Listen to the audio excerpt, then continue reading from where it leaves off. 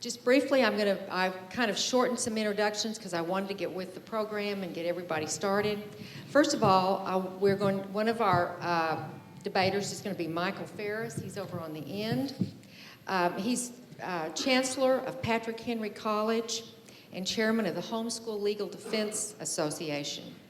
He was the founding president of each organization, and during his career as a constitutional appellate litigator, he has served as lead counsel for the United States Supreme Court, 8 federal courts, and the appellate courts of 13 states. He's been a leader on Capitol Hill for over 30 years and is widely respected for his leadership in the defense of homeschooling, religious freedom, and the preservation of American sovereignty. He and his wife, Vicki, have 10 children and 17 grandchildren. So let's give him a hand. Very good. And sitting next to him is Senator Rob Standridge. In 2012, he was elected to the Oklahoma Senate to represent District 15, which is part Norman. In the 54th legislature, he was appointed to Vice Chairman of the Health and Human Services, and he serves on the Transportation, Rules, Energy, and Appropriations Committees. He brings vast business experience to his office as senator.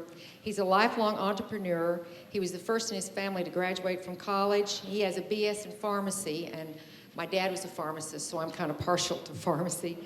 And he and his wife, Lisa, own 2 pharmacies. They bought one in 95, and then they bought a second one. And then he taught himself to write computer programs and created a software program called Compound Assist. And then he started a business venture providing pharmacies through a company that he started called Health Engineering with products that help with the compounding issue. And I'm glad to see that because it's hard to find compounding pharmacists or ones that know what to do. So let's give him a hand.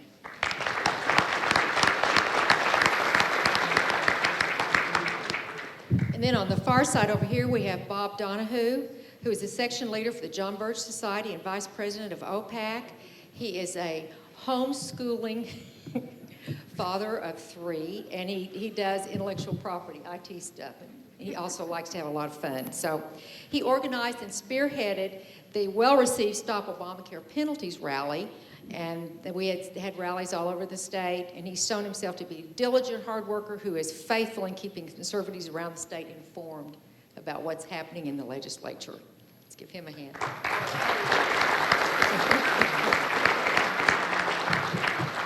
And then Charlie Meadows in the center here. Charlie is a member of the John Birch Society since 1998, and he, as well as being co-founder and president of OPAC, which is the Oklahoma Conservative Political Action Committee. He provides a wealth of knowledge and experience to conservative groups all over the state. He's been gracious in keeping us informed with behind-the-scene observations, and he serves as a mentor for many politicians because of his well-integrated conservative worldview. There's Charlie. And our moderator tonight is Dr. James Taylor. He's pastor of Christ Church of Norman, which is currently meeting in Norman High School on Sunday mornings at 10:30. Dr. Taylor is a dear friend of ours, and he's created a DVD called A Pebble in Your Shoe, Why I'm a Republican, which is available through the Frederick Douglass Foundation at info@tfdf.org. So, Dr. Taylor.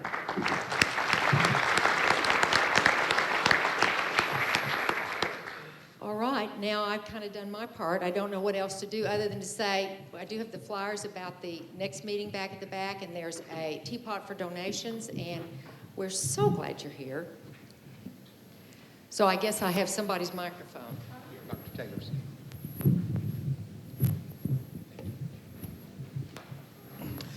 Thank you, Jim and Mallory.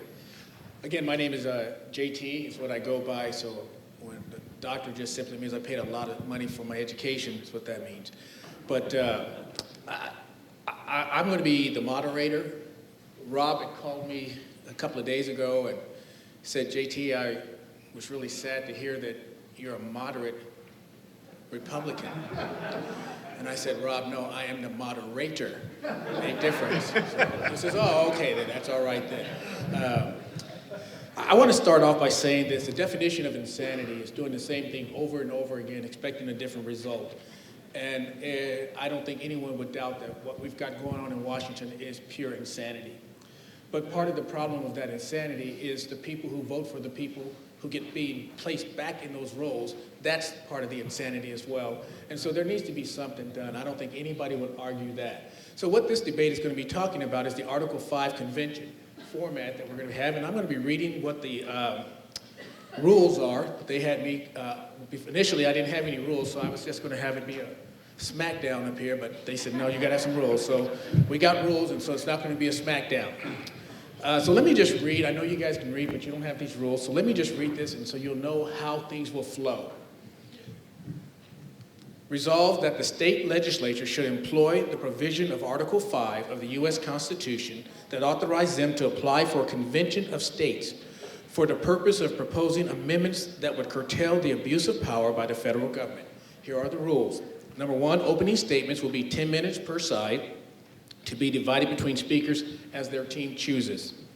Number two, cross-examination will be 10 minutes per side, one speaker per side at a time. Responding teams will determine which speaker answers. Number three, questions from the audience will be 34 minutes. Questions to be submitted in writing, which is what you've already done, and in advance. Moderator will read the questions. First question will be posed to the affirmative, alternating between the teams thereafter. Each side will have 2 minutes to answer. One speaker only per team, and the team gets to choose. Following the responses by the team to which the question was posed initially shall have a 1-minute rebuttal. Okay. Fourth, rebuttal speeches will be 4 minutes per side, and the negative will get to speak first. And the closing summation, 4 minutes per side, and affirmatives will speak last. To my left is the affirmative, and to my right is the negative.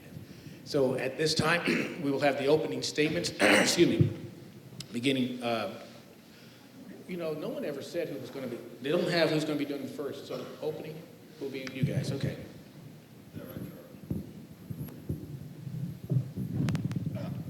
Thank you, JT, appreciate it. Thank you all for coming. I think this is an important discussion. I think we had a really interesting dialogue yesterday, so I appreciate you coming. I was just joking on the moderate, JT, although I would clarify that from your perspective, the affirmative is on the right, the opposed is on the left. But in reality, the negative is on the right. I'm sorry, didn't mean to. That's okay. But I know you're going to be asking us questions. We're going to be asking questions of each other. But I thought I'd start the evening asking you a few questions, if you don't mind. So kind of dovetailing on JT's comments, who here in the room believes that the federal government is out of control? I think that's unanimous. You should be in the Senate. So how many here believe that we have branches of the government that are running away, that are runaway branches of the government? And I'll list those for you. Congress, Supreme Court, and the executive branch, right? So we have three that are runaway, right? So how do we rein these in? Does anybody here have any thoughts on? How about the Federal Reserve? Are you going to throw them in there? Oh, sure, four then. So how many here have a thought on if our founders were here today, what would they say? How would they say that we could rein in the federal government? Does anybody have a thought on what the founders would say? Now, you take their net assets when they got elected and compare to what their net assets are now after they've been in office for so long. And if they started out with $100,000 net assets and they've been up there for 8 years and they got $8 million of dirt worth of net assets, they need to send them people back home. Well, that's a thought. Well, I think that in my studies, and I've been passionate about this for a number of years, and since elected, I've become more passionate about it. When you study the Constitution and the words of our founders, it becomes crystal clear what they thought would help rein in the federal government, and that is an Article 5 Convention of States to amend the Constitution. With that, I'll give the rest of my time to Dr. Farris. Good evening. It's a pleasure to be here with you all here in Oklahoma. I was born in Arkansas, and I was telling people the other day, the person from Arkansas that marries an Okie, an Arkie that marries an Okie, is called a social climber. So it's it is a real privilege to be here in Oklahoma. I want to indicate some of the people that are supporting the position that I'm taking tonight, including Senator Tom Coburn. I spent about an hour with Senator Coburn in his office last week. He is fully on board with the efforts we're talking about tonight. Glenn Beck is fully on board with the efforts we're talking about tonight. David Barton is fully on board with the efforts we're talking about tonight. Mark Levin is fully on board, and a number of other conservative leaders that are very well respected. The day has passed that conservatives are all on one side of this issue. Legitimate, serious, thoughtful, well-read conservatives are on both sides of this issue today. And it's a time that we all take a fresh look at it and come with an open mind to see what the truth is, to see what American history truth is. We shouldn't get our American history from part of the history like Common Core would like us to have. We should dig deep and always look at the original source documents and not what somebody else said about American history. So with that kind of introduction, I want to advance 3 principles in tonight's debate. First is that the federal government is going to destroy liberty, and I'm going to explore that a little bit in depth because we have to understand how they're going to destroy liberty if we're going to fashion a correct remedy. The second point is that the solution that we craft needs to cut to the heart of the problem rather than running around the peripheral edges trying to get at symptoms. We need to get to the heart and the root of the problem. Third, we cannot let distrust of the Constitution, distrust of the Founding Fathers, or distrust of the American people dissuade us or give in to fear based on those distrusts as the basis for failing to take action. Nor should we let that same distrust of the Founding Fathers, distrust of the Constitution, distrust of the American public make us choose weak and ineffective solutions that cannot possibly solve the problems that are facing this country. So with those criteria, I want to review the problems that we've got in this country. First problem. The Supreme Court has ruled under the General Welfare Clause that there are absolutely no constitutional limits on the power of Congress to tax and spend. No limits whatsoever. Congress can tax and spend for any purpose it wants. That's not what the founders intended, but our government is living under a form of the Constitution, not the Constitution as written, but the Constitution as interpreted by the Supreme Court. I don't want to live in a country where there are no constitutional limitations on the power of the federal government to tax and spend. We've got to fix that problem. Number 2, since World War II, we have never been in a declared war, ever again. There are some wars that we've fought that if I was a member of Congress and I was asked to declare war, some of them I would have voted to declare war because I think they were the right thing to do. But the founders wanted us to not only do the right thing substantively, there's always 2 rules that Congress and state legislatures and all governments should always obey. That is, we want to do the right thing morally and do it in the right way, which normally means in accordance with the Constitution. And so the right thing in the right way in war is for Congress to declare war. And so every war, 100,000 Americans have died, even though it's always been one man's war since that time. I don't want to live in a country where one man can decide whether young American men, and unfortunately, increasing numbers, young American women, can die in war. That should be the decision of the entire nation through Congress. Third, I don't want to live in a country where treaties are used to control the domestic policy of the United States. Barbara Boxer hates my guts.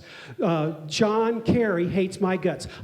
Dick Durbin hates my guts. I have faced them down on the floor of the Senate Foreign Relations Committee, where I testified 2 times in the last 18 months against the UN Convention on the Rights of Persons with Disabilities. I have been the leader of the Sovereignty Coalition on 2 human rights treaties that affect the family particularly. I'm a member supporting that coalition on all the other treaty opposition, but I lead the charge in Washington, D.C. on those 2 things. I don't want to live in a country where treaties are the supreme law of the land on domestic issues. That's what's happening in our country, and we need a constitutional correction to that, because the Supremacy Clause contains a situation the founders never anticipated. That is, treaties that were aimed not at how nations treat nations, but at the domestic policy of the United States. Fourth, the most important provision of any governmental organization is who has the power to make rules. Article 1, Section 1 of the Constitution gives us the answer to who has the power to make rules. All legislative authority is vested in the Congress of the United States.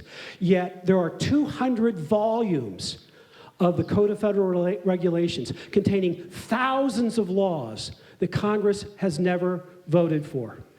They are crippling our industry, oil industry, agriculture are crippled by unconstitutional regulations because we are not enforcing the real meaning of Article 1, Section 1. The Supreme Court takes the position, well, they're not really laws. They're kind of laws, not really laws, and they let it slide through.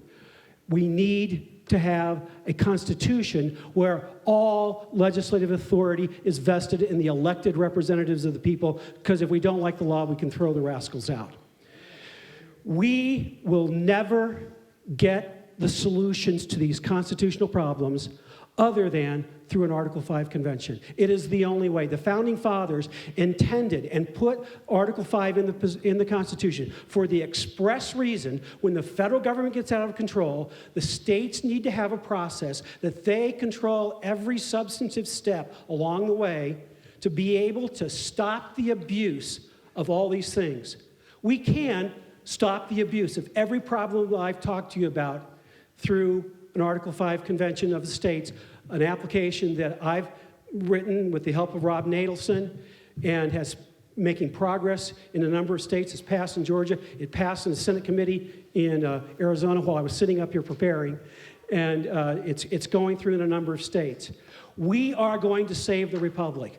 I refuse to use weak, ineffective arguments that aim at the periphery.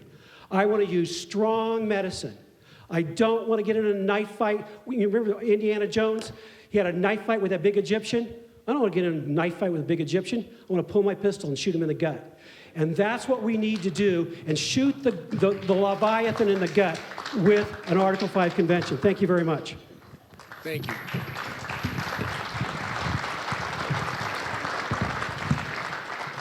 I think they had you check your pistols at the door, so that was a good thing. Thank you. Next, Charlie. I would agree that our problems are very severe in this country. And, oh, thank you. Sorry. I agree that our problems are very severe in this country. So the real question is, how do we solve these? How do we best deal with this situation? My differences with our opponents tonight are not over the problem, but the best solution to the problem. It's been 227 years since we've had a constitutional convention. Never had one since the one in Philadelphia. That's how difficult it is to call one. This is a book right here, The Liberty Amendments, by Mark Levin. Came out with several amendments. He admitted that it would be difficult and time-consuming to pass any of these amendments. One of the worst ideas he has is, and you may not understand this at first, but it's term limits on our Supreme Court justices. He admits that if that were to pass, and probably would take 7 to 14 years for that to happen, he admits the first two to go would be Scalia and Thomas, the two conservatives, plus the one moderate. How do you like Obama replacing them, or Hillary Clinton replacing them? Now, the reality is this, folks. There is a way to approach this and approach this quickly. It's called nullification. It is where the states find the courage, your state lawmakers find the courage to begin to evaluate every federal law, judicial edict, and presidential directive or order, and those that are outside of Article 1, Section 8, the enumerated powers, simply come to a place where we begin to nullify those laws by not complying with those laws. That is the way to quickly move to set this down. Now, it won't work, folks, if we don't get a number of people understanding that how it can work, and particularly put a governor, your state senators, and your state representatives in office who have that courage to start standing up to the federal government and pushing back on the federal government.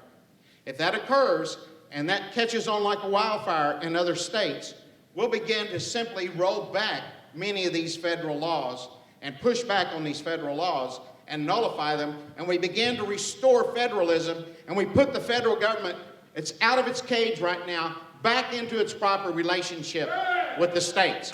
That's what we need to be doing. I'm going to yield the rest of my time to my partner. Like Charlie, I happen to agree with Senator Standridge and Dr. Farris on the whole question of the problem. We do have a serious problem in America. What we don't want to do is kill the patient while we're trying to apply the cure. That's actually what we want to be careful of. You know, the idea of a convention, let me ask you something. How many people have been here to a state convention, like the GOP state convention? Yeah, a few folks, all right. You ever notice how the rules can be taken advantage of? Right. See, it's the same thing here in these conventions. I'm going to give you the golden rule to conventions. He who makes the rules controls the outcome. You know what I mean? He who makes the rules controls the outcome. For example, the founding of our nation, we had a miracle. George Washington called our Constitution a miracle. I agree with him. It's a fabulous document that our founders actually developed. And to listen to the stories of what they did, the discussions and arguments they had on both sides, I sure wouldn't keep up with them. They were very gifted men. They were very prepared for doing what they did. But on the other hand, that doesn't mean they didn't set rules and take advantage of them. In New Hampshire, the governor there actually was called the president. But what he did, when he got the instructions that came from the Continental Congress, he said, he called, instead of going with the regular legislative session, he called a special session in December in a coastal city or near the coast of New Hampshire. What that meant was one group of people, the Federalists who were favoring it, they had easy access. In the upper parts of the state where a lot of the anti-Federalists were, a lot of them couldn't make it. These down there as state legislators, they couldn't make it. It took 6 days to get a quorum. It skewed the results. He who sets the rules controls the outcome. Oh, they got the rules down for the convention they were going to have in their state. The Federalists set it all up. When they had the convention, it too was in February in the winter. Guess what? A lot of the delegates from the outer areas that were the anti-Federalists who may oppose what was going on or may want to alter it and have objections to the proposed Constitution, they couldn't make it. Their numbers were thin. He who sets the rules controls the results. It got ratified. Boston had an interesting occurrence. A lot of the delegates came and they had their money to pay for their provisions and to stable the horses and the whole bit, but the convention ran long. They were going into debt. They're growing broke during the convention. A rumor floated, if you vote in favor of ratification, we'll make sure all your bills get paid. 400 delegates. It passed by a 19-vote margin. The state coffers, what the state treasurer said was empty, okay, that was declared ahead of time too. Well, that rumor, guess what? They didn't get any extra money. They got stiffed.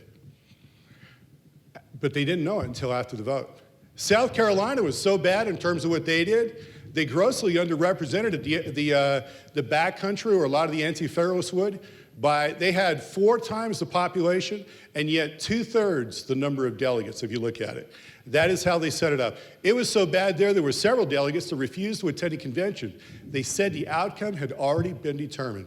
You see, folks, it's all about the rules. It's all about the rules. Now, what about the rules today?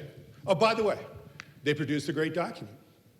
I'm very happy, Dr. Farris, that we have a Constitution. What about today?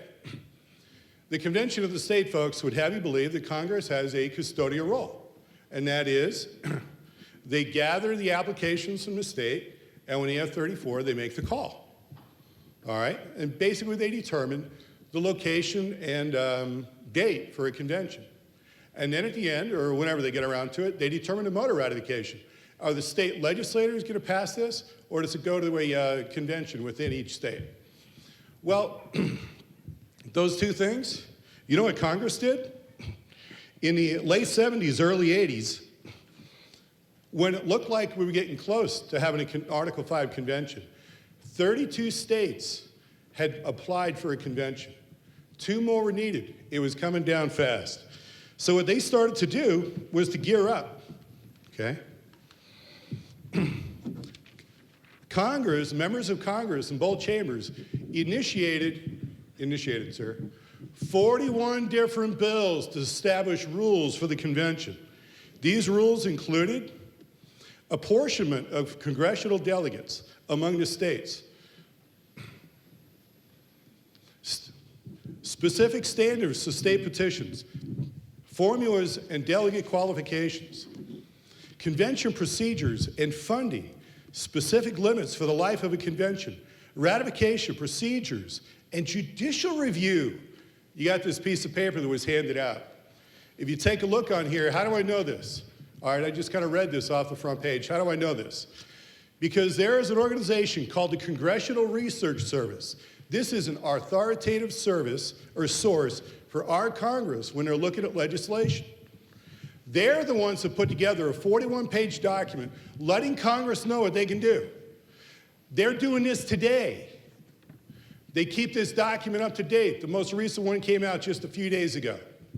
And our Congress today is being told, hey, back in the day, back in the 70s and 80s, 41 bills,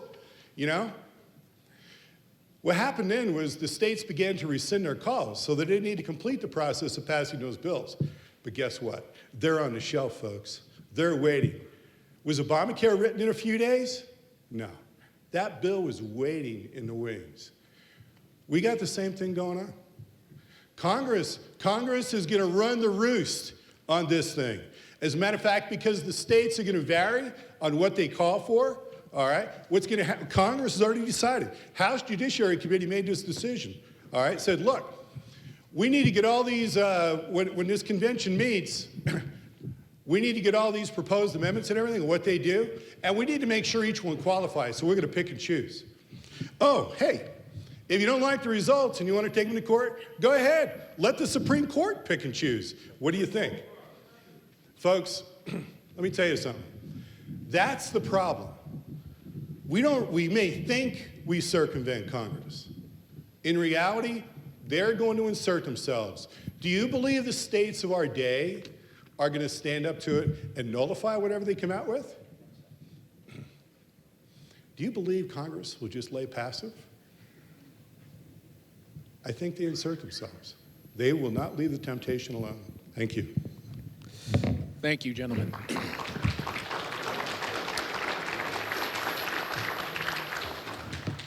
It is now time for the cross-examination. Before we go that route, if you have questions, please pass them to the center aisles. And Ted, can you go and start gathering those questions now before we get through? And Ted's going to screen the questions so that there's duplicate questions. We're not asking the same question over and over again. So that's what the purpose of that is. So now we have our cross-examination, and we start over here with you guys. I would like to ask either one of you here if, as we all understand that the federal government is out of its bounds, it's become a soft tyrant today, yet our founders in the Bill of Rights gave us 2 amendments to deal with that, the 9th and the 10th Amendments. And I'm wondering if you guys have just ceded the reality of the 9th and 10th Amendment, have given up on it, or how else would you enforce or use the 9th and 10th Amendment to roll back the overreach of the federal government? Thank you, Charlie. I'm not opposed to those efforts of nullifying or pushing back on overreach. But when you look at history, our founders, especially James Madison and Thomas Jefferson, both said time and time again, the ultimate course of nullification, if it's to be successful, is an Article 5 Convention of the States, from even talking about alien and sedition acts, nullification resolutions, to nullification crisis. And I'll give it over to Mike if he wants to say a couple words on that. Sure. I filed a brief in a case that's pending in the Supreme Court right now where they're trying to use treaties to give Congress the power over what is really a state crime. And I've argued the 10th Amendment. And so you've got an Attorney General in this state who's aggressively arguing the 10th Amendment. I've consulted with him and helped him on 10th Amendment litigation and the back scenes. I haven't appeared for him, but just informal consulting. And we continue to fight 10th Amendment battles. We use it. We use the 9th Amendment. I've argued the 9th Amendment in court. I will continue to do so. And so I don't believe in giving up on any part of the Constitution, including Article 5. Okay, my follow-up question on that then, and I understand, and Scott Pruitt's doing a wonderful job on that in the state of Oklahoma. I understand that in the courts, but we do realize that when you go to the courts, which is the gatekeeper, or shall we say the fox watching the hen house for the federal government, quite often we don't get a very good case out of the Supreme Court. And so, again, I come back with the concept of what can state governments do, your state leaders, your governor, your lawmakers do. Do you believe that there's any place for them in the realm of nullification?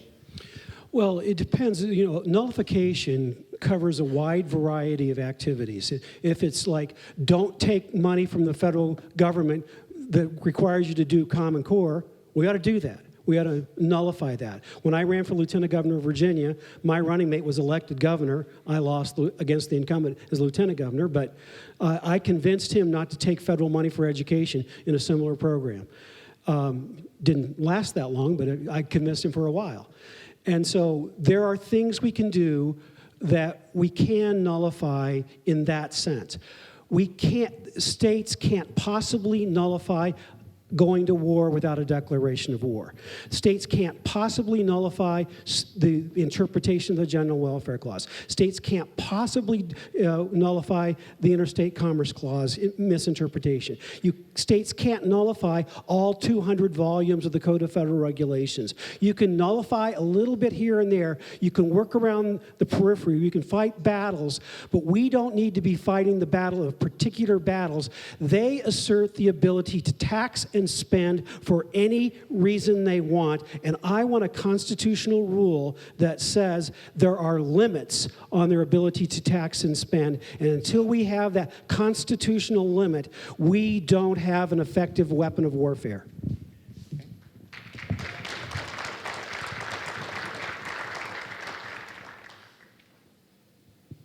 Okay, all right, great. Senator Standridge, as I'm sure you know, our Constitution within Oklahoma, the Oklahoma Constitution, requires a balanced budget.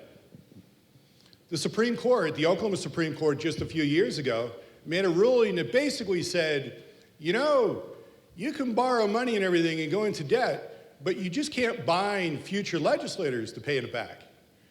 Well, as you know, we have some $2 billion in debt right now. All right, maybe more about that. Do you feel at liberty to tell those lenders that you're not going to pay it back and to just drop them all in a single bill? No, I think where you're getting to is how do we constrain debt within government, whether it be at the state, the federal level. With talking about Article 5, we're certainly talking about the federal level. I'd say the only way that we can truly do that with a sensible balanced budget amendment, which would take obviously amending the Constitution through an Article 5 process. I would add that Article 5 process is not new. We've let a runaway Congress propose over 1,000 amendments to the Constitution. And so the fact that we allow them to do it, but we don't trust our state legislators that are right next door to us do it, is a little baffling to me. But with regards to constraining the debt at the state, I think we should work towards doing that. I think you should try to hold your legislators accountable to that. I think that's something we should work towards. I don't disagree with that. But here at this meeting, I think we should focus on the federal government. What can we do to rein in the federal tyranny that we're under today? And like our founders experienced 200 plus years ago, I feel like we're experiencing similar tyranny today.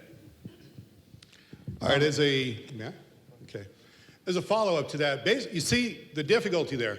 Our Supreme Court just decided... Supposed to be questions. Oh, yes.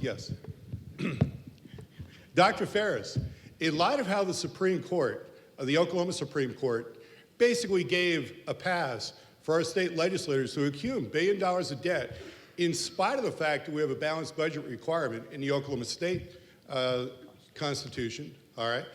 Why would you ever think that our federal Supreme Court wouldn't come out with some similar ruling to override a balanced budget amendment such as Representative Band's proposed in his provision for a limited Article 5 convention this year? Why wouldn't the Supreme Court just overrule it? Well, let me tell you how I would draft a balanced budget amendment, and then we can evaluate it together. Balanced budget, first of all, I would define that you have to not spend more than last year's actual income. No estimates, last year's actual income. Number two, the spending, there's two categories of spending. Any actual cash expenditures and any incurring of debt, like Social Security debt or Medicare or anything like that. That counts as spending. So all spending has to be limited by last year's actual income. Then you're going to have override procedures. Two, in my version. Number one, if there's a declared war, no more of these undeclared wars, a declared war. Second, if there's a national emergency, you can never define that effectively, but you can put limits on it structurally. 75% of both houses of Congress are required to have a declared emergency, but the third year in a row they declare the emergency, all members of Congress are permanently ineligible to ever run for any office or hold any appointed position in the federal government forever. Now, if they're just trying to buy votes, they won't do it. Now, if there really is a national emergency and our country is facing some dire consequences, they can do it the third year in a row and lay down their offices and say, the country's so important that we needed to do that. But no more buy-in votes through that. Which is all to say, if you write your balanced budget amendment correctly, you won't have the problem. The second thing is your Supreme Court's not doing their job correctly, you fix that. And I don't know what the problem is here because I've never read your balanced budget amendment in Oklahoma, and I don't know how you pick the Supreme Court here. But I would aim at both those things, and if I got a problem, I'm going to go fix both those problems. Senator Standridge, what's my time here? Real quickly, I believe that there's only one bill related to this in the state of Oklahoma, and it's a call for a balanced budget amendment. Now, it's been defeated already this year. But I think you're probably in support of it. And one of the provisions is it says that Congress shall convene a convention of the states for the purpose of proposing amendments. And this specifically says that the way the wording is the budget must be balanced with exception of national emergency. Could you define in the words or terms of Washington what a national emergency is?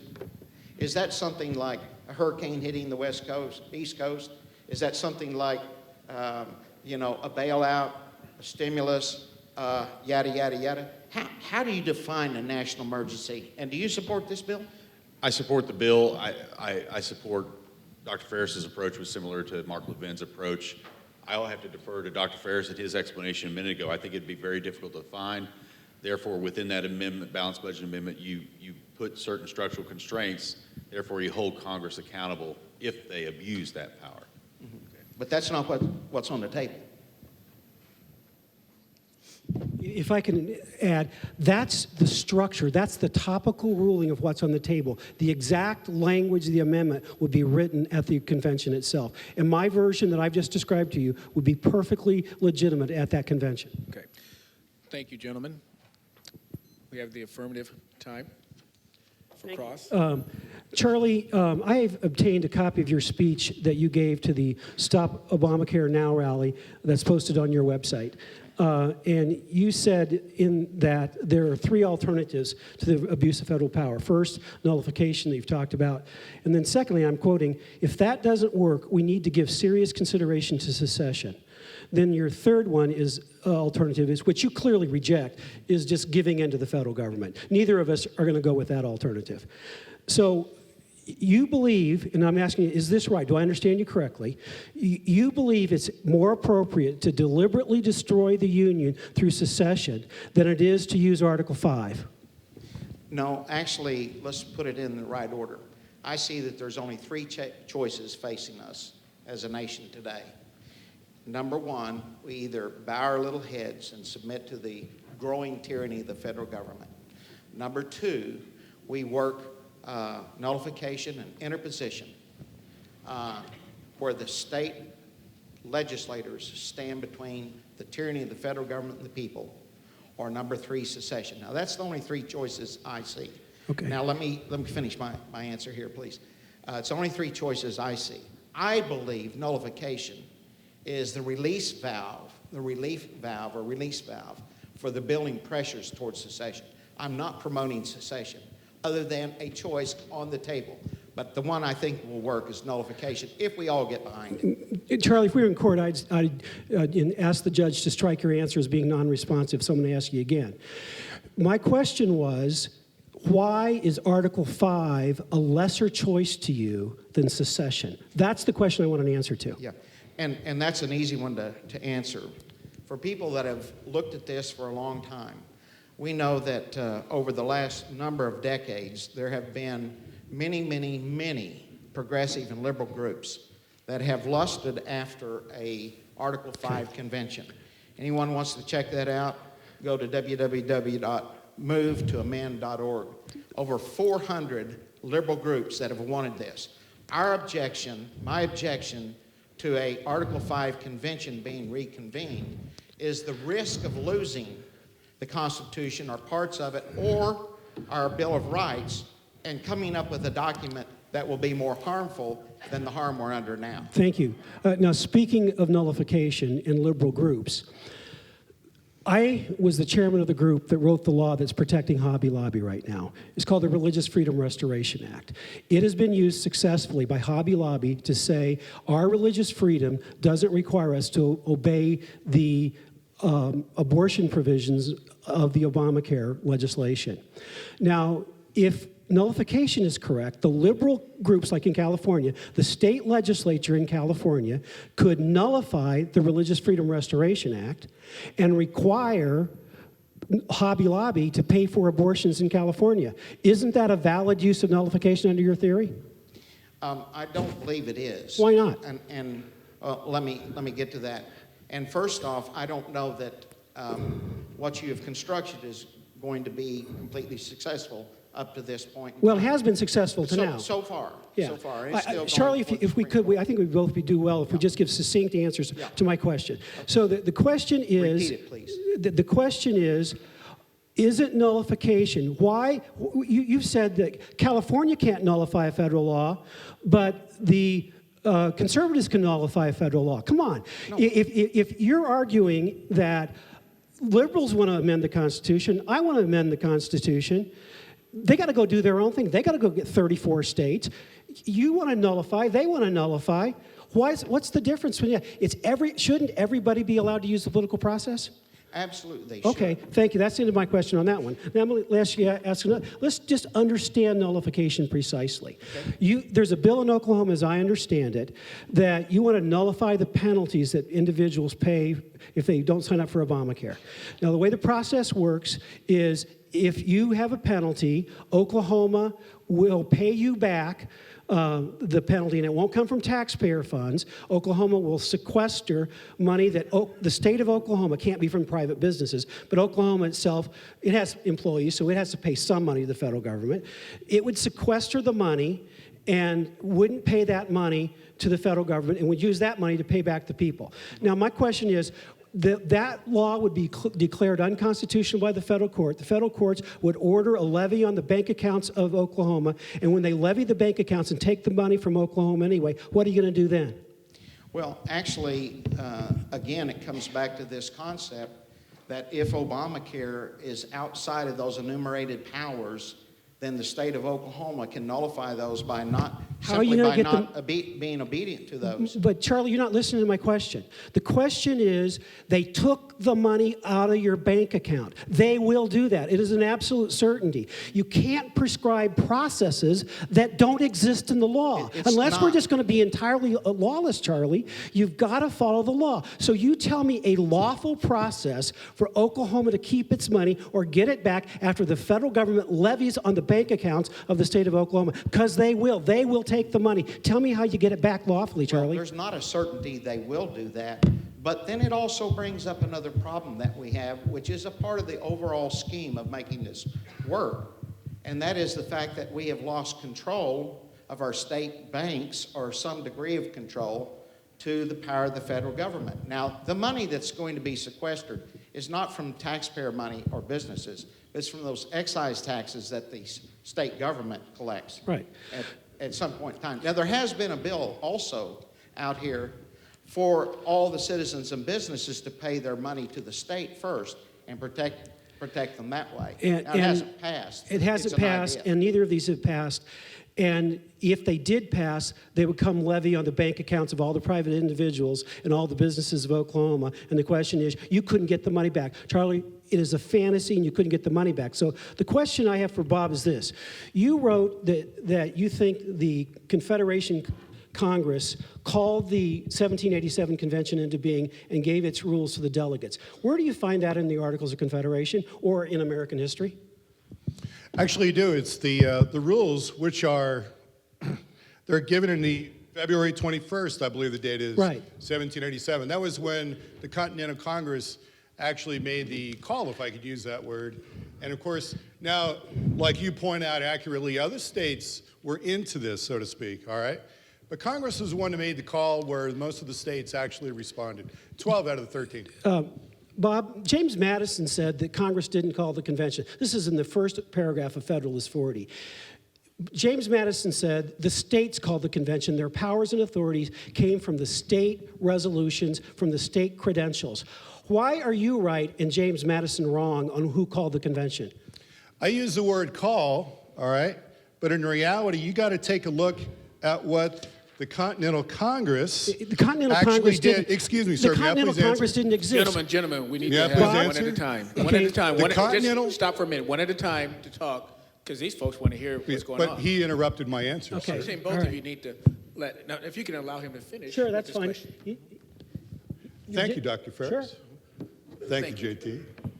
Continental Congress went ahead and gave this letter to the various states saying, meet in Philadelphia. And they gave the date, I believe it was sometime in May. Then they said, we want to see the results. And you know what the convention did? They gave it back to Congress. You know what Congress did? They turned around and gave them to the states and said, convene state conventions. And that's not all they said. You see at that point, people generally did want a stronger central government. So there wasn't the contention, not so much, between the Congress, the delegates, and the whole bit. They cooperated. Today, there Charlie, would be. I mean, Bob, you've answered my question, and now you're just making a speech. My question to you is, why do you think the Continental Congress had anything to do with this? Because they didn't exist anymore. This is the Confederation Congress. This was under the Articles of Confederation. The Continental Congress had long ceased to exist. And my question again to you is this, and you didn't answer it. James Madison said correctly, and if you read the resolution from February 21st, 1787, Congress said, it is the opinion of Congress that it would be expedient to have a convention. And they endorsed the convention the states had already called. So why are you more of authority? It's right here. I've memorized the phrase. You can hold a book up, but you don't know what the words say, Bob. I'd have to take a minute to look it up, but it's right Okay. here. Anybody who wants to see it, I'll show it to you. Really, it's right here. By the way, I'll also show you the minutes of Article 7, where they talked about how they wanted to ratify it. Okay. And they didn't like Article 13 out of the Articles of Confederation. Okay. All right. Yes, sir. Keep going. All No, right. our time is done with that Thank part. And can we get the questions, please? That would be fun to do. On your state there are being disrespectful, and we come here, some decent men, discuss this decently. Thank you.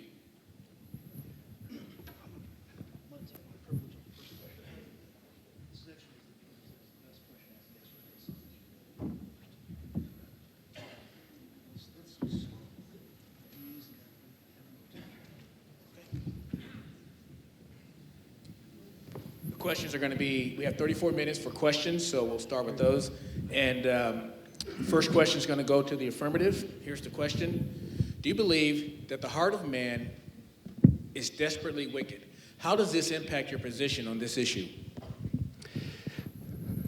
The Bible says All have sinned and fall short of the glory of God. For the wages of sin is death, but the gift of God is eternal life through Jesus Christ our Lord.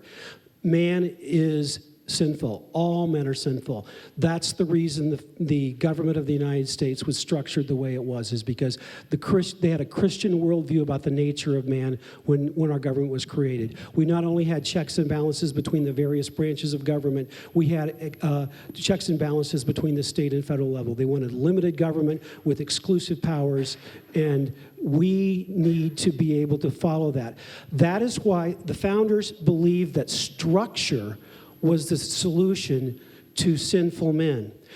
The material that my opponents have said is we don't have a structural problem, we've got a person problem. Folks, we never, ever are going to get over the person problem, ever. We're always going to have sinful men. Every one of the Americans are going to have sinful men. We need to adopt the basic philosophy of the founders that the answer to sinfulness of men is proper structure, so that we do not give men unlimited power. We're not going to correct the heart of men. We have to have structures that limit their power.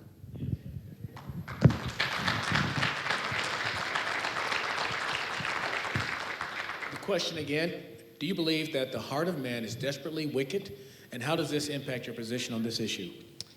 It's absolutely correct. In fact, we do have structure. Our problem today is Congress is not enforcing the structure.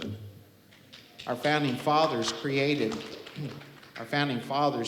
mechanisms to rein in a runaway judiciary or to rein in a runaway executive branch. But Congress has ceded its power to do that today.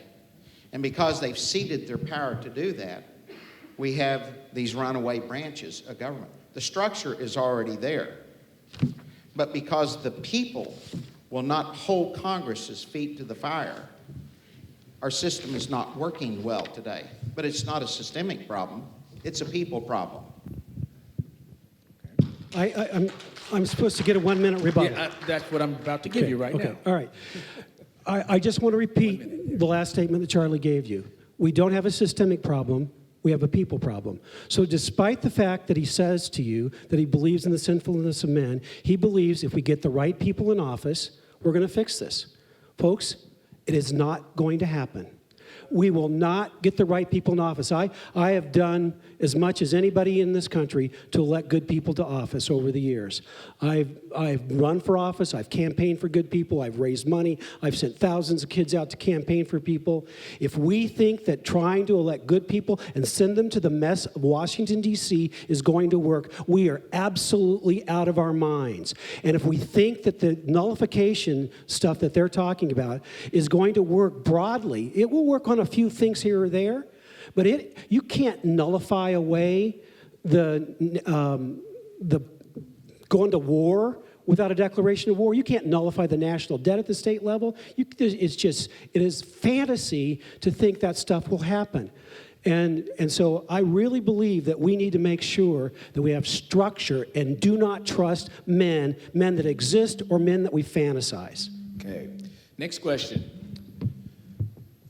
Some refer to a convention of states as a long-term resolution. Sorry, let me rephrase this. Some refer to a convention of states as a long-term solution. Sorry. What is your earliest estimate that a convention of states could bring fruit? It can't. You have to understand today, the demographics of America and the people of America are very badly divided. The people in the northeastern part of this country, the people on the West Coast, people around the Great Lakes have a very, very different value system than the people in Oklahoma. Many people up there believe in socialism and aggressively want socialism. Many of them want to kill their babies. Many of them want to see homosexuals be able to be married. There is a completely different value system in those areas. And that's the reason that those areas will be sending delegates that will never approve of any amendment that would come out of a convention that make a positive difference, whether it's a balanced budget amendment or any other amendment out there to really make things improve. it will never, you're probably going to have 23 to 25 or more states that would shoot down anything. Hopefully, if the left gains control, hopefully you could come up with enough conservative states that would stop their agenda. But I'm telling you, once you convene a constitutional convention or convention of the states, you cannot control it. And it's just as likely to come up with bad results as it is with anything good. But anything good cannot be passed. No way. You got 30 seconds. By the way, this survey or this study from the Congressional Research Services, it concurs with what Charlie just said. When a convention convenes, you can't control it. This is what they say, not their exact words, but it's actually in here. Thank you. Same question over here. Some refer to a convention of states as a long-term solution. What is your earliest estimate that a convention of states would bring fruit? You know, that depends. Dr. Farris's plan is, I think, very optimistic and looks for short term. My philosophy is that this took us 100 years plus to get here. And you think about electing people to change it.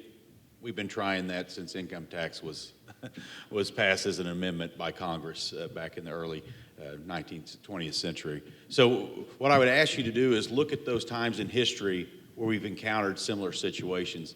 I would encourage you to read about the nullification crisis of the early 1800s. What happened was the federal government was essentially being tyrannical on a few states in the South, South Carolina specifically.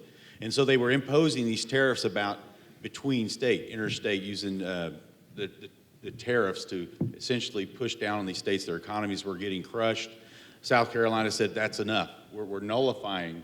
They used the word nullifying. They looked back at the nullification of the Alien Sedition Acts of 1789, and they said that, or 1798, I'm sorry, but they looked back at that time and said, well, James Madison said this, Thomas Jefferson said it, let's nullify, let's raise 100,000 troops, which they did, militia, and let's, at one point, they even considered seceding from the Union. And what did James Madison say to South Carolina? What do you think he said? He said, you're going down the wrong track. If you think I said nullification works without all the states coming together with regards to the Alien Sedition Act, you read my words, you read Thomas Jefferson's words wrong, because what we were talking about is states, plural states, when it comes to the Kentucky resolutions, the Virginia resolutions, and he advised the same thing in 1830 when he wrote several public letters saying that Article 5, Convention of the States, is the solution for the nullification crisis in South Carolina. And when South Carolina sent an application to Congress for an Article 5 Convention of the States, Congress turned tail, lowered the tariffs, Rob, and peaceable solution was resolved. Rob, the question was, what is your earliest estimate, real briefly, what is your earliest estimate? Only one person can answer that. What is your earliest estimate that a convention of states could bring? By 2017. 2017, thank you. Okay. You guys have 1 minute to rebuttal. Well, actually, the nullification effort by South Carolina actually created a compromise, and it was phased out over 10 years, those tariffs. So there's actually nullification that worked in that. And if we go back also, let's just look at nullification with the Alien Sedition Act that came out. That produced the Kentucky resolution and the Virginia resolution. Those were clearly nullification efforts. The other states didn't jump on board. They disagreed with nullification until Thomas Jefferson was president. And he puts an embargo on all products being shipped out of America. Then guess what? The states that didn't want nullification, all of a sudden, they were crying out for nullification now. It was kind of whose ox was getting gored, is what the reality of it is.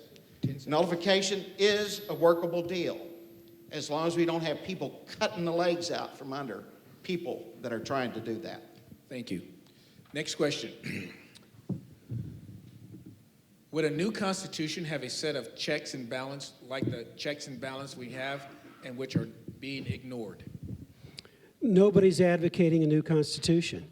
Article 5 says that the purpose of an Article 5 Convention of the States is to propose amendments. Exactly the same power that Congress has to propose amendments. The idea that we can't control the subject matter, something they assert as a matter of absolute fact, they're just wrong. They cannot prove that as a matter of absolute fact because we've never had one. And so people have their opinions as to what it would be, whether it would be controlled or not, including some young lawyer who works for the Congressional Research Service. Those people write stuff about the Common Core that I laugh at, about UN treaties I laugh at and I defeat. There are a lawyer who works for Congress. Why am I going to believe them? Why is all of a sudden we're going to believe, some young lawyer in Congress? I don't care what they say. By the way, the 41 laws he keeps, they're all defeated. So there is no rule from Congress that controls the process. We have historical precedent. We're either going to have historical precedent that we follow through the rules, and that historical precedent is one state, one vote. 32 interstate conventions in the history of America. Most before the Constitution, a few after that. Every single time, one state, one vote. The courts have, when Article 5 has been litigated, and I am one of the few people in this country who's ever successfully litigated an Article 5 case, stopping Congress from abusing the Article 5 process with regard to the Equal Rights Amendment. We stop them from improperly using Article 5, and there are weapons in our warfare that can stop them from abusing the process. It will be one state, one vote. The states appoint the delegates. It will not be proportional because that's the historical practice. You have historical practice on one side. You have vain imaginations on the other. They have absolutely nothing more than a Congressional Research Service attorney. I'll take James Madison and Thomas Jefferson and the Federalist Papers on my side. If they want to have congressional research on their side, let them have it.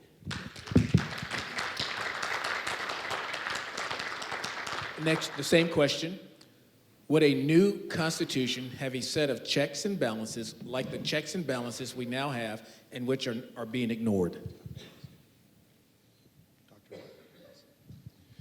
Dr. Leslie is actually proposing a whole new Constitution.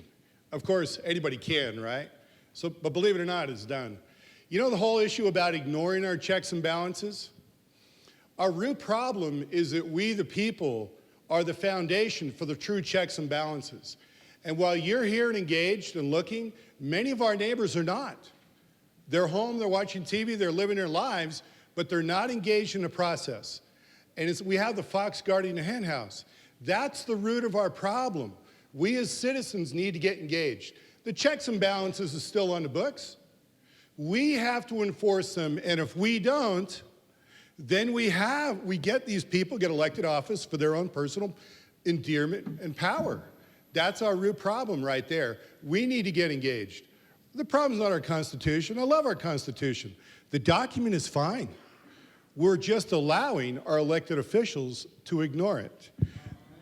All right, now, as for this record here in Congress, my whole point about the 41 laws, or 41 bills, thank you, is Congress does not believe, plenty of members of Congress do not believe that they're limited to a date and a place. Understand, that's the whole point. And next time, those bills were not defeated. They just got ignored after a while, okay, because they weren't needed. They'll bring them back, folks. Do you really believe that Congress is going to pass up the opportunity? See, that's what matters. Do you think Congress is going to have tea and crumpets while we determine how they're going to operate? Not anymore. Not anymore. I don't trust them. I don't believe it. They came out with 41 bills. Why wouldn't they do it again? Okay. Rebuttal? First of all, there was an earlier reference that Bob made that to the House Judiciary Chairman. That's Bob Goodlatte. He's a friend of mine. I've sat in his office and talked to him about Article 5. And he is completely on our side, and he completely believes that Article 5 conventions are one state, one vote, and Congress has no authority other than the authority to name the time and the place. So I don't know where he's getting his information. I've talked directly to the man who's in charge. And you can read Congressional Research Service. You're talking about the chairman of the Judiciary Committee 30 and 40 years ago. Well, duh, those people aren't there anymore. Or, does Bart Simpson's way of saying it? Thomas Jefferson would say, we hold that truth to be self-evident. And so it's same thing, just different eras. The reality is that the states control the process. The states control the process. The states control whether or not we call it, because you have to have 34 states agree on the subject matter. States write the language, states ratify. All Congress does... Time is up. Time is up.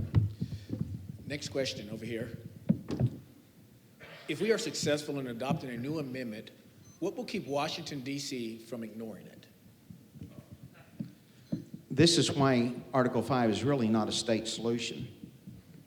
It technically starts off in the states, but you're calling calling another constitutional convention or amending convention, whatever you want to call it. And once that's convened, you're going to try to produce a product to then tell Congress to do something that it's not doing already.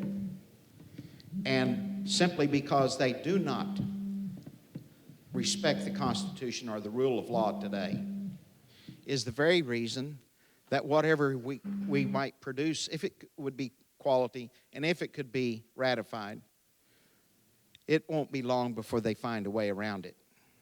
So absolutely it won't work. Okay. Over here, same question. If we are successful in adopting a new amendment, what will keep Washington, D.C. from ignoring it? That's a good question. I hear that on the side of opposition to the Convention of States. When you look at the amendments, actually Congress does follow the amendments. They followed, you could talk about the Bill of Rights, but for the first 100 years, and I've heard Dr. Farris and others say this, for the first 100 years, we do follow the amendments over time, but what if we got an amendment for a balanced budget amendment that they followed for 100 years? I think that would help us get out of the bind we're in. I did want to read one thing with regards to the nullification crisis. I'm not against that, as Charlie knows, but I question whether it would really get us out of the fix we're in. But if you read James Madison's words from 1830, he said, should the provisions of the Constitution as here reviewed be found not to secure the government and rights of the states against usurpations and abuses on the part of the U.S., the final resort within the purview of the Constitution lies in an amendment of the Constitution according to a process applicable by the states. In other times within the book that Bob has over there, James Madison and Thomas Jefferson both can be quoted as flabbergasted, in today, a word from today, in the idea that we would secede or nullify versus an Article 5 convention. That's why they put it in there. And so would I guess the basic question, go back to that, would they follow the amendment? We have followed those amendments. We do so for at least 100 years. Wouldn't it be quite a change, a refreshing change, if we could control the tax and spending of the federal government for 100 years? I think that's a pretty lofty goal in itself. I'd probably take 10 years. I think if you look at the last few years since the last convention came close in 1983, and I'm sure Mike has the exact numbers on this, trillions of dollars. Imagine if we'd had that balanced budget amendment and we had followed it from 1983 till now. And I'll let Dr. Farris address these numbers. He knows them better than I do. But how many trillions of dollars would we have saved? So if it just lasted that long, wouldn't that be something? Okay. All right. 1 minute rebuttal. Do that? I believe it's... I lost my train of thought here. Please repeat the question. Yeah. The question is, wrong question. If we are successful in adopting a new amendment, what will keep Washington, D.C. from ignoring it? Yeah, but it was something I was going to spin off of what Rob said there. And I lost it. I'm sorry. The answer, folks, is nothing. You see, the only thing that'll ever stop the courts in D.C. and, and Congress and the runaway president and all that is us, the people. We need to rise up. Folks, we need to stand up together. We need to get our friends and neighbors engaged in the process of activism. Get the right folks elected at the state level so that they can run for national. We need to start locally and fix it and then work our way up. Unless we, the people, rise and do something, I don't care what we have as a written document, they will take advantage of us. Time is up. Thank you. This question is specifically to Senator Standridge. If you could change 3 things in the Constitution, what would they be? Wow. Directed that to me instead of the constitutional attorney. The rules allow us to decide which one's going to answer the question. So I'm going to answer the question. Go right ahead. Counselor. You know, if you have a pharmacy question or a state legislative question, ask him. If you want to talk about constitutional law, talk to the guy that's been teaching it for 14 years and practicing it for 36 years. The first thing I'd want is an exclusive jurisdiction rule, that there is no such thing as concurrent jurisdiction. The General Welfare Clause gives concurrent jurisdiction, and in that lies the problem. It should read that Congress shall have no authority to spend any domestic money on any topic that is within the jurisdictional competence of the states. And you have a parallel provision about that in the Commerce Clause. Second, I would want to change how we control the Supreme Court. Who appoints the Supreme Court? You change who appoints the Supreme Court, you change everything. The third thing I would want is to have a rule that says Americans make the law for America. And we no longer allow treaties that are controlling the domestic policy of the United States ever to have any impact on the national domestic law. All those things I just recited, all good ideas, you like them, you can never accomplish any of them through nullification. It's utterly impossible. Okay. Same question over here. If you could change 3 things in the Constitution, what would they be? Actually, I'm going to take 3 suggestions that came from our founding fathers during the state conventions, the concerns they had. Number 1, we have criminal trial juries, criminal trials by jury, but not civil trials. They saw that as a problem because an aristocracy would arise, corporatism we might call it today, you know, and that whole bit. Do we have runaway corporations, folks? That was actually foreseen. The General Welfare Clause is actually too loose. And there's actually, and again, right there, Founding Fathers said it. Another one I would change is the direct taxation of the citizens. Many of the anti-federalists saw that as a problem. They saw the states getting weakened and the federal government becoming dominant and stronger because of the ability to directly tax. Instead, they should tax the state governments, and the state governments pay it. The state government should collect it from its people. That way the state stays in the middle as the guardians of the people, which is their rightful place. And that's where these folks, these very wise gentlemen who gave us Constitution, this is some of the ideas that they were concerned about. I'm going to add one more to that. You can't. Okay. I thought he only did 2. Yes. Your rebuttal? Yeah. Well, I'm not familiar with you. Look in the index. Look in the index. Look in the index. I'm just reading a few from the Constitution. This is rebuttal. All right. It's rebuttal. The Seventh Amendment says, in suits at common law where the value in controversy shall exceed $20, the right of trial by jury shall be preserved. When you say there's no right to trial by jury in civil cases, you don't know the Constitution, Bob. And I would simply say to you that if we're going to let people who kind of know the Constitution make the suggestions to you as about what we should do, they kind of know American history, but they don't really know the full details of it. I have read the credentials of every state. I have seen the legislation of every state that appointed the Constitutional Convention. I have read the entire ratification records. I have read multiple times the entire records of the Constitutional Convention. I teach this, I practice this.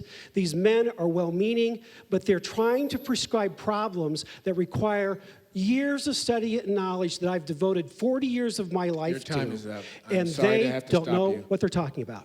Okay. Next question. What kind of situation are we in if liberals do this first? Again, you go back to the ratification process. If liberals do this first and they create a constitutional convention and they produce a product and it's liberal and it's harmful, it's worse than what we have. It could, for example, require balancing the budget through tax increases. If that occurs, you just hope that there's enough conservative states that won't ratify it, that it dies. If there isn't enough conservative states that won't ratify it, then we've made things a lot worse. It's kind of an interesting thing. I was actually the author of a balanced budget amendment resolution a number of years ago. It got to the state party platform, and of the 50-some pages, my one-sentence resolution, which said, we call for a balanced budget amendment with all balancing to be done by spending cuts, not tax increases.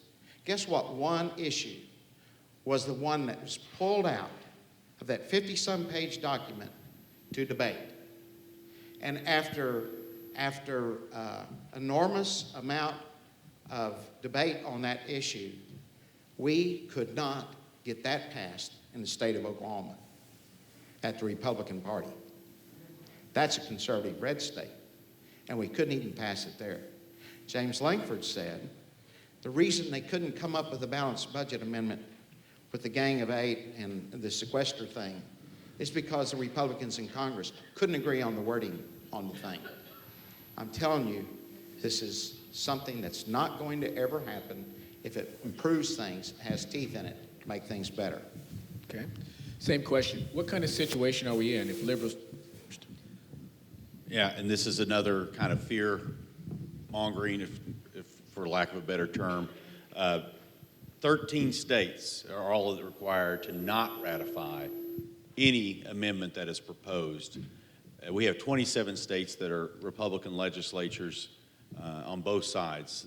You can't, there's never going to be, I don't even see in the foreseeable future where you wouldn't have at least 13 other states, whether even you're talking about something simple liberal idea of, you know, Wolfpack that wants to do the campaign finance reform. I guarantee you that 25 states will say no to that. But I want to hop back real quick because I think as a student of history, I think when you look back at the nullification crisis, I don't want to sound like a broken record, but it really reminds me of the times we're in today, because the same things that we're talking about here were talked about there, and secession and war were the ultimate goals of those folks that wanted to nullify and secede. So let me read what really led to the compromise in 1832. Let me read you the resolution that South Carolina sent to Congress in late in 1832 that read.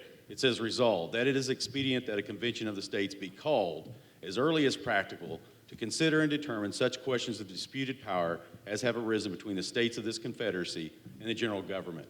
That is what led to the compromise over the overreaching tariffs that the federal government was imposing on the South in the late 1820s and 1830s. That is what led to the compromise, and that is what led to a resolution of a problem that did not lead to secession or war or militia going to fight American against American. What we need to look at today is not secession, and we can look at nullification for some things, but this is a huge problem that we're facing. This calls, as Dr. Farris said earlier, a big solution. And a big solution, as our founders would tell you today if they were here, I can almost feel their spirit in this room. They would tell you that in Article 5, Convention of the States to amend the Constitution is exactly what they would propose to rein in the federal government. Your time is up, Senator. Thank you. 1 minute rebuttal. Please repeat the question. What kind of situation are we in if liberals do this first? Frankly, it doesn't matter whether it's liberals or conservatives that initiate the process, because ultimately it comes down to who sets the rules. Because who sets the rules determines the outcome. And let me ask you something. Do you trust Harry Reid and John Boehner to do the right thing? You see, they're going to have their own agenda. It doesn't matter who initiates it, right? We can't control this whole thing that way. Not from where we're at within the state. The only thing we can do is decide whether we want to give the power to Congress to initiate it. Do you trust them with that power? Oh, by the way, yesterday, Dr. Farris said that should any of these 41 laws, let's say, forgive my paraphrase here, should Congress pass any laws, and he would take them to the Supreme Court. Do you trust the same Supreme Court that passed Obamacare? All right, this whole judicial review thing. Do you trust that same Supreme Court to defend these laws? Bob, thank you very much. Last question. That was the last question. We have time for one more question. We got 4 more bits. Oh, I thought you was telling me we were done. Okay. We have time for one more. All right. One more. Goodness gracious. Let me get one I can read. Okay, let's do this. Am I over with you guys? Okay, well, that's good because this is to the affirmative. It says here, it's kind of a lengthy question, but just listen. Both sides agree that our federal government is oppressive and out of control. Both sides concede that implementing their option will not be easy. Both sides point out weaknesses in the alternative option and believe their option is best to address the federal government's overreach. However, those who support nullification are working to kill all Oklahoma legislating relating to Article 5. Are Article 5 supporters actively lobbying to kill all nullification legislation in our state? Aren't Oklahomans best served by moving forward with both options, especially since many, including the Heritage Foundation and the Cato Institution, question the constitutionality of nullification as a tool to address all areas of federal government outreach? Amen to that question. I've got a new video. Homeschool Legal Defense Association that I started and run has a new video coming out urging the nullification of the Common Core across the country. And so I'm actively working on those kinds of activities where it makes sense, where it's an adequate weapon, where it's appropriate. I'm a team player on that. I'm not throwing rocks at nullification. I'm just saying it's not a weapon that serves all purposes. When everybody comes around selling medical cures to me that supposedly cure everything, I don't trust it. And anybody that says that we can control everything through any of these processes is crazy. But there are big solutions in our vantage point. There are particular battles that need to be fought, and nullification would be successful in particular battles. They're very important, like Common Core. One's a rifle and one's more of a shotgun. But you need both kinds of weapons. And what I would say we should do is stop throwing stones at each other. I would gladly take that position. Stop throwing stones at each other. And Charlie, I'd be really happy if you just simply said, rather than secession as your second choice, destroying the Union as your second choice, Civil War is your second choice, I'd like to see you say Article 5 is your second choice and nullification is your first choice. That's what I would hope. And you guys keep saying that Congress is going to control the process. You know what? If Congress tries to control the process, I'm going to see to it that we nullify them.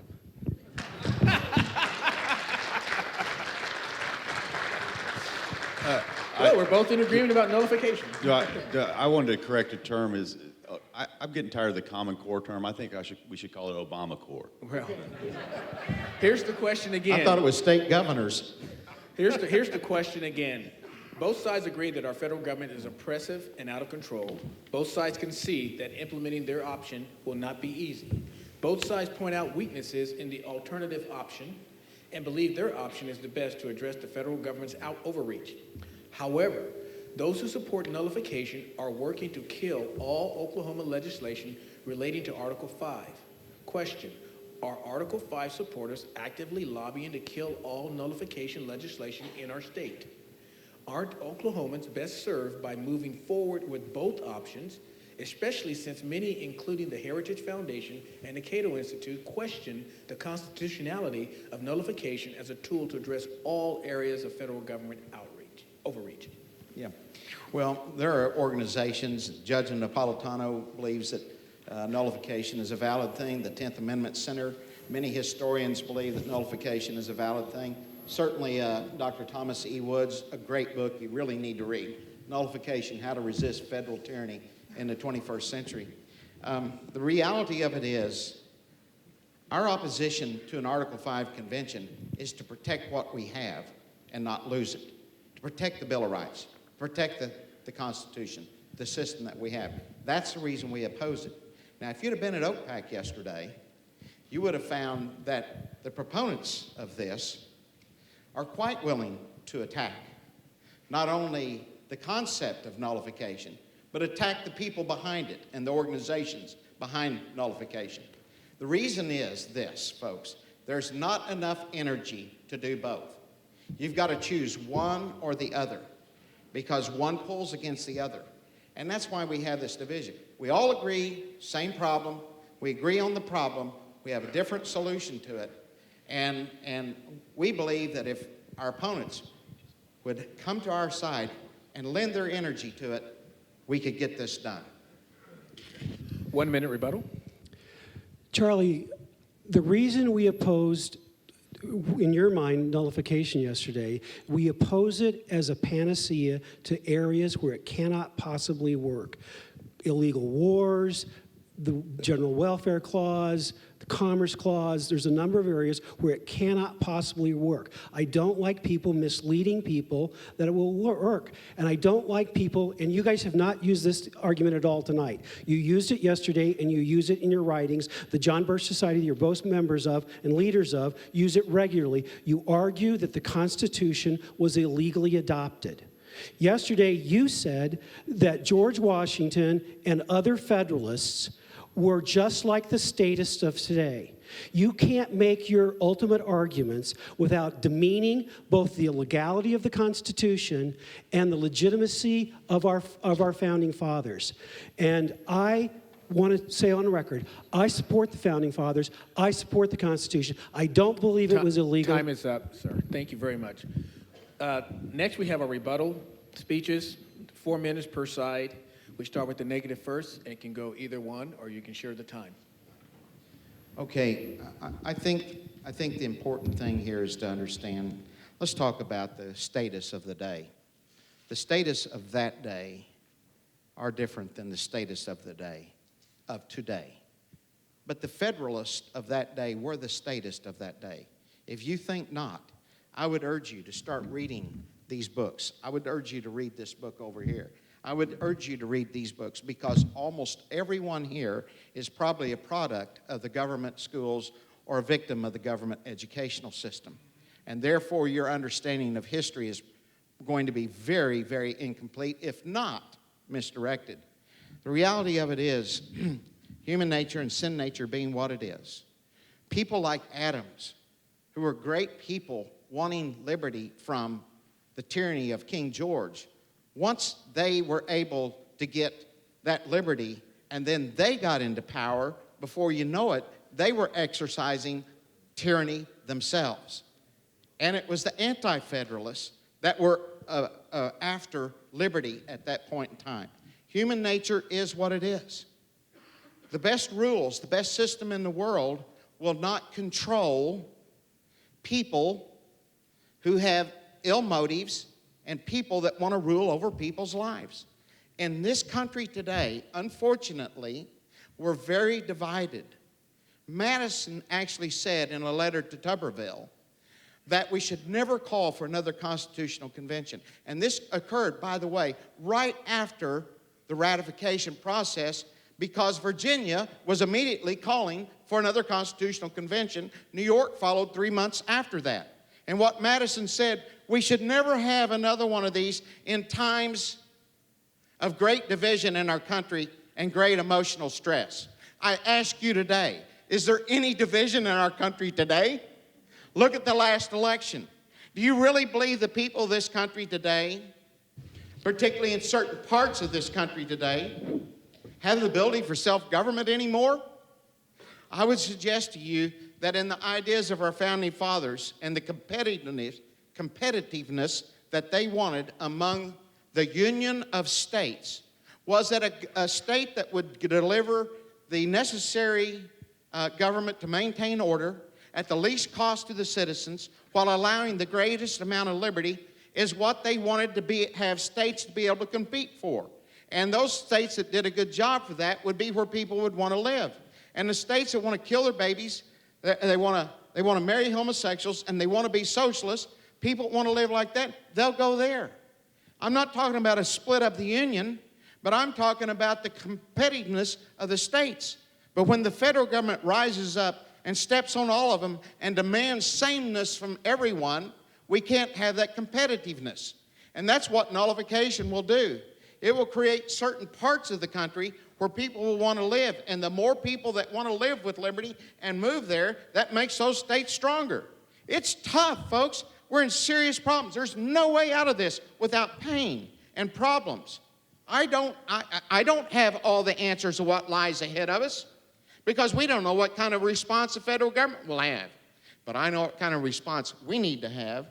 We need to start telling the federal government on its unconstitutional laws and edicts that it passes, no, no, and hell no. And by the way, that's a good biblical word that isn't used nearly enough in many pulpits today. And that's what we need to begin to tell the federal government on its unconstitutional measures. Where it's all going from there, I don't know, because we don't know what kind of pushbacks that they're going to be. But it's better than laying down and submitting to the tyranny. Thank you. 4 minutes for your rebuttal. Thank you. I admire Charlie and Bob very much. I think their ability to activate people is admirable. But sometimes I feel like it's a bit ironic. So on one hand, I feel like there's a white flag in fear of an Article 5 convention, and the other hand is a sledgehammer for our state legislators. I feel like that sometimes. But that being beside the point, I like his comment about anti-federalists, because my hero as an anti-federalist here tonight must be Mason, George Mason, who is the man solely responsible, our founder, for crafting and proposing the Article 5 ability for states to convene to amend the Constitution. He was an anti-federalist. He realized that the federal government could be out of control, and he proposed that. It was unanimous. There was no dissent whatsoever, and it is now in our Constitution today for this very reason. Charlie says he's not trying to break up the Union, but when he gives a speech to the Obama Tea Party rally, and he has on his website today, right now today, it's on his website, secession is the second alternative. And the way he talks about other regions of the country, that's breeding a spirit of isolation of various parts of this country. Because I defend homeschoolers everywhere, I know people in every state. And I know people who love liberty in every state. And I don't need to win a majority. God has never worked through majority. God works through remnants. And I can tell you for an absolute fact, there are 4,000 legislative districts in the 40 states we're targeting for a convention of the states. There are 75% of that number is 3,000. You give me 100 people in 3,000 districts, that's only 300,000 people, 1/10 of 1% of the American population. It is probable that we can deliver the kinds of amendments I've been describing for you tonight. You give me 1,000 people in 3,000 districts, 3 million people, 1%, a little less than 1% of the American population. I guarantee you I have the political forces, they're assembled, to deliver victory on all the big things that we're talking about tonight. I don't need to badmouth other states. I don't need to badmouth. God's got people everywhere. Freedom's got people everywhere. And the day we start talking secession and start badmouthing other places in the country, and I'm not, badmouth the government all you want in the other country. The people of California voted to keep traditional marriage. The people of Hawaii voted to keep traditional marriage. The people of every state that have voted, over 40 states, have voted to keep traditional marriage. You got problems with the government? I got problems with the government too. I do not have trouble with the people of the United States. Their website contains distrust and mistrust of the Constitution of the United States. A friend of mine's here today, heard them debate a year ago. Their debate was all about the Constitution was illegally adopted, runaway convention, all this nonsense. It's anti-historical tripe. And you've got the back and front piece of paper that proves to you that it's anti-historical tripe. And you notice they didn't really harp on it tonight. They know it's a weak argument, but it's the argument the John Birch Society and others have been using for 40 years to breed fear in the hearts of Americans. It ran away the last time, and it will run away again. Folks, you cannot be a constitutionalist and believe the Constitution was improperly adopted. If you think it's illicit in the first place, you're really not a constitutionalist.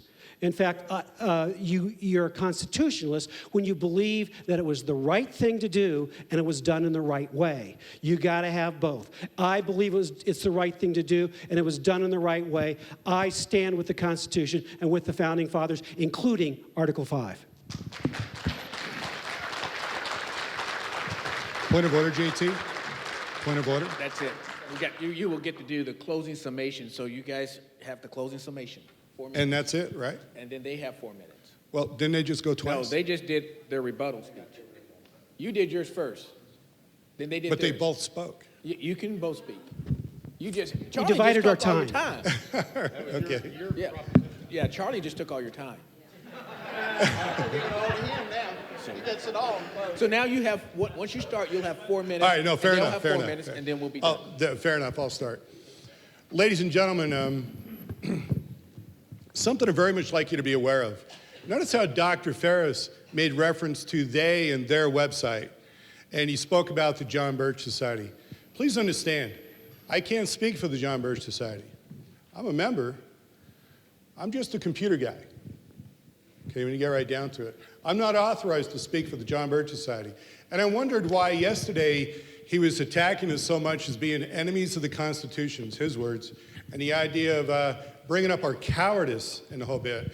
And it was rather aggressive on the attacks to come down today. And I realized something. I watched the Convention of the States website, and I saw it said that they were coming here to debate the John Birch Society, which is not true.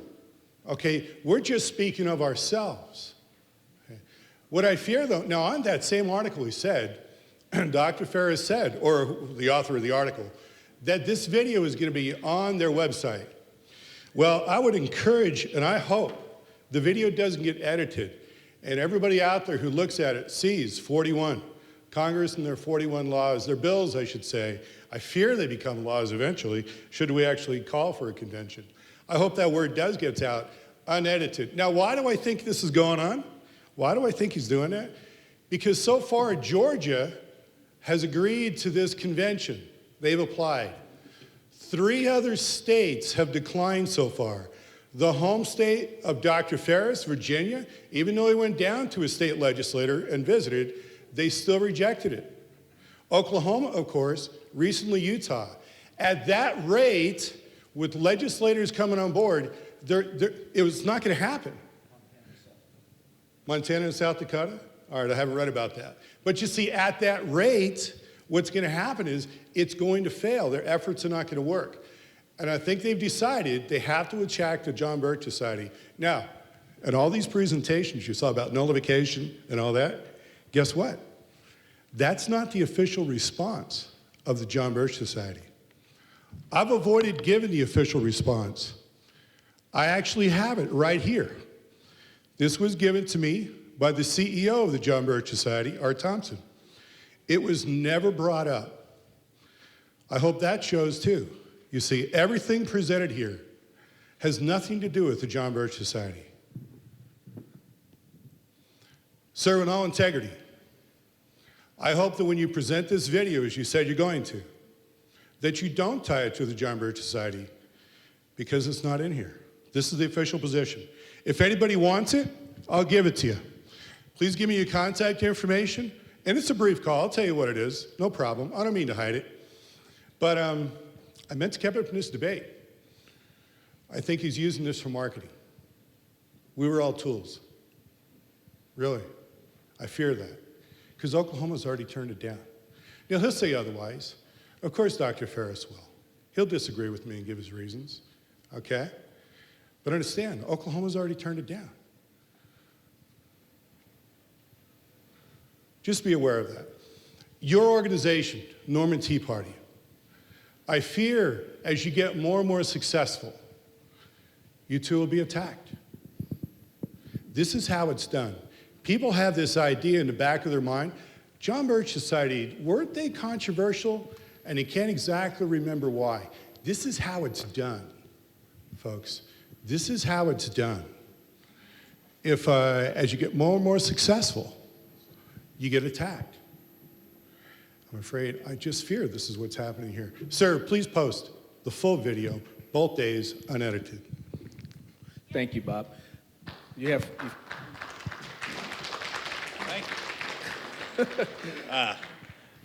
I would like to correct a couple things. I think that the premise of that discussion is totally false. Dr. Farris is here on my personal invitation. He is here because I researched this issue as a legislator in this state, that I feel like we have a major problem. We've got to find a big solution. I have the utmost respect since meeting with Dr. Farris. I am no member, no part of Convention of States. I invited him here because I believe he's an expert and can talk well on this topic. That's the end of that. And, you know, when you listen to the opposition, and again, I'll repeat that I have highest admiration for these folks, you hear the word fear so often that you begin to wonder, why do we bring this up? Because we certainly ought to have a fear of a runaway federal government because we have one. What can they do over the coming years? There is no telling. Why are we afraid of what our founders gave us? I've read you the words of what our founders said about an Article 5. If they were here today, I mean, you can feel them in the room, I think I can. They would tell you that a convention of the states is exactly what they would propose and that they would encourage, certainly before they would say to go to war or secession or civil war. We've gone that road. We have not the unifying thing to take us down that road today, but we do have an Article 5 Convention of the States. I'll turn this over to Dr. Farris to close. Bob, I have to respond to your attack on my character. I believed until the day before yesterday that I was coming here to debate the president of the John Birch Society. That's what originally Charlie and I were going to debate, and then it transmogrified into the president of the John Birch Society. And I thought until day before yesterday that I was debating the president of the John Birch Society. I legitimately believe that, and there's an email trail to prove it. And if you want to attack me on flimsy evidence and accuse my character, then just go right ahead. You say it's all about marketing? We're planning to put the video up for free to anybody who watches it. You won't give them the position of the John Birch Society unless they sign up and give you your email address. Maybe the pot's calling the kettle black, and I would simply suggest you're the marketeer and I'm not in this particular situation. So go ahead with your character attacks if you want. I resent the character attacks on the founding fathers far more than I resent the character attacks on me.